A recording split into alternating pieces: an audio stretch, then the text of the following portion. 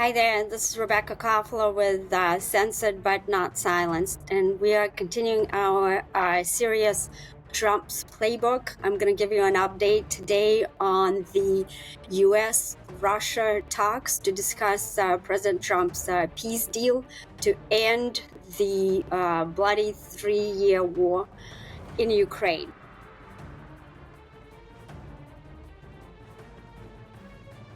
There have been meetings between the United States delegation and Ukrainian delegation in Saudi Arabia, Al Riyadh.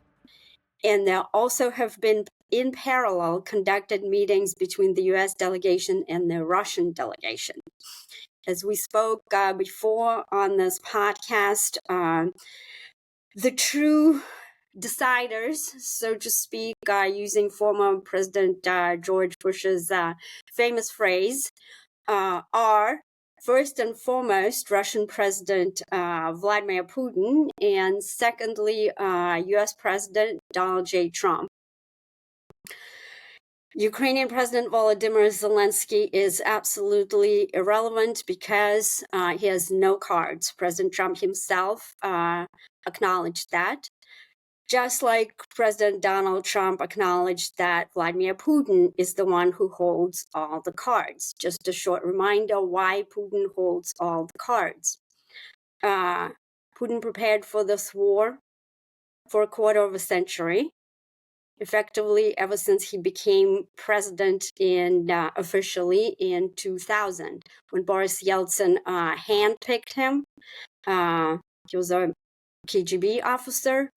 Yeltsin picked Putin to lead Mother Russia. Consequently, Putin prepared a very sophisticated plan and a highly nuanced strategy in order to attain victory in this war. How do I know this? I'm a former DIA intelligence officer who specialized in Putin mindset and Russian warfighting strategy. I wrote an entire book about it called Putin's Playbook that is available on Amazon. I also personally briefed many senior officials in U.S. government, CIA, DIA directors, four-star generals who were commanders of key combatant commands that have a mission to protect this country and to conduct wars when U.S. Commander-in-Chief makes the decision that we need to go to war, specifically European Command, Northern Command, Transportation Command that provides logistics to into the theater to conduct military operations, and Strategic Command that guards U.S. nuclear arsenal. I also briefed NATO in 2013, just a few months prior to Putin's invasion of Crimea. And so, consequently, Putin has transitioned his military and economy onto a wartime footing. As a result, he is able to fight until the last Ukrainian, with Ukraine having 3 times fewer people than the Russians do, and until the last missile in Ukraine's arsenal, as well as the stockpiles of the entire NATO alliance. That is why Putin holds all the cards. President Trump holds a few cards, but they're not very strong. They're not very strong because we've used those cards before and they haven't worked. They haven't changed Putin's behavior. So what are President Trump's cards? His cards are, first and foremost, economic sanctions on Russia. The problem with that is that we have applied sanctions to Russia for the past decade, and it has done little, if anything at all, to change Putin's behavior because, as I said before, Putin sanction-proofed his economy. Second reason is that the size of trade between the United States and Russia is minuscule. It's about 3.5 billion annually, compared to, let's say, the size of trade between the United States and China is around 385 billion. That is with a B. So whatever you're going to sanction, it's like giving aspirin to a dead person. Just use that Russian phrase over here. That's why this card is not strong. We can increase pressure on the Russia, economic pressure, by taking a few measures that Scott Bessent and Kevin Hassett, who are both on Trump's economic team, alluded to. And that is the measures would aim at dropping the price of oil, therefore reducing the size of energy revenues for Russia, which is how Putin largely finances his war machine. But it would have big ramifications on global markets, and it's very risky. Next, what are other Trump's cards? Trump's other cards are basically yielding to Putin's requirements, and President Trump already has been very generous to him, having promised that there's going to be no NATO membership for Ukraine. There will be no boots on the ground of U.S. troops in the theater in Ukraine, and there will be no territorial concessions. And the third element that or requirement that Putin had that President Trump said he's willing to make is Russia keeps 20% of Ukrainian land that it has annexed. There are other things that Putin wants, and that is the lifting of the sanctions, the inclusion of Russia back into SWIFT, which is a transactional system that all banks are hooked up to, of the global financial systems.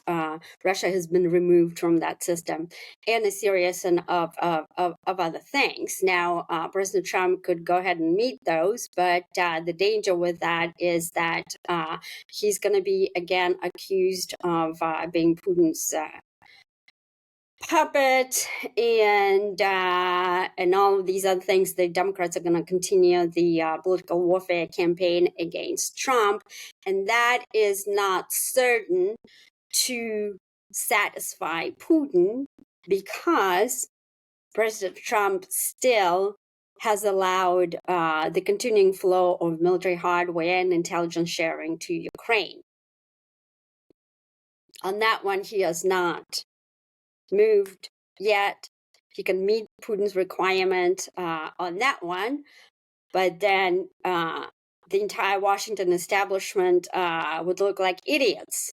Why would we look like idiots? It's because after 3 years and 1 million dead people in Ukraine being completely devastated, Ukraine is going to get a worse deal than they would have if they accepted the settlement before the war. Why would we also look like idiots? It's because we have depleted our own missile arsenal by having provided it to Ukraine, and China is getting ready to secure control over Taiwan. So the Russians would just take that victory and basically rub it in. They have already been rubbing it into the Europeans' noses, and they would rub it into Washington's nose, which the Russians have already been doing. That the whole negotiation process is an effort to do that. So Dmitry Peskov said today, who's Putin's propagandist, or his spokesperson, depending on which term you prefer, is he stated that there won't be any public discussions on the content of the negotiations in Riyadh. Why is that? It's because the Russians are going to run out of narratives about what the requirements are. It's going to be very clear that what they're doing is they're stringing Trump along. That's the favorite tactic of Putin. Putin understands Trump's strengths and Trump's weaknesses, and Trump's biggest weakness. And again, I have high respect for President Trump and his accomplishment, but his biggest weakness when it comes to this particular deal is his impatience. So Putin knows that, and he's going to keep these negotiations dragging until Trump becomes exhausted, and either will walk away or will meet Putin's requirements. So bottom line, my intelligence analysis reveals that the Trump-Putin deal to secure peace in Ukraine remains largely unachievable, at least in the near future.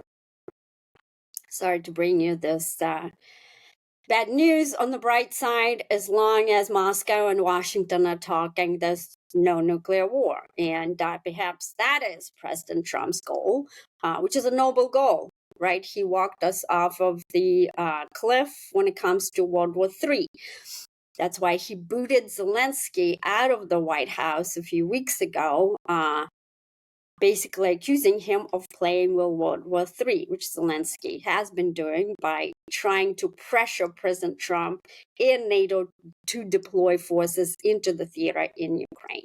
So that's the bottom line. Rebecca Coughley here with Censored But Not Silenced. If you like my briefing, please subscribe to my channel. I'm on all social media platforms, including YouTube, Rumble, X, Getter, and Truth Social.